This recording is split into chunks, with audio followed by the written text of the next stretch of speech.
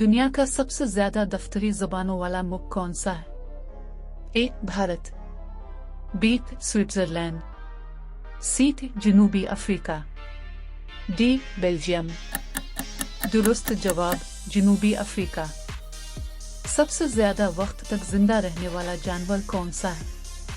ए. Whale, B. कछुआ, C. Shark, D. Sponge. दुरुस्त जवाब स्पंज। दुनिया का सबसे बड़ा आतिशफशा कौन सा है? A. Mount Fuji, B. Mount Etna, C. Tamu massif, D. Mount Vesuvius. दुरुस्त जवाब तामो मासिफ। दुनिया की सबसे तवील सरहद किन दो ममालिक के दरमियान है? ए. America Canada, B. चीन रूस, सी. रूस काजाख्स्तान, डी. भारत बांग्लादेश।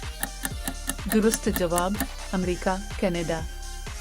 वो कौन सी जगह है जहां बारिश कभी नहीं हुई? ए. अताकामा सहरा, बी. सेराय आजम, सी. गोपी, डी. अंटार्कटिका। दुरुस्त जवाब अताकामा सहरा। दुनिया का सबसे मसरूफ एयरपोर्ट कौन सा है मुसाफिरों के लिहाज से? A. Heathrow, B. Hong Kong, C. Atlanta, D. Dubai. दुरुस्त जवाब अटलांटा।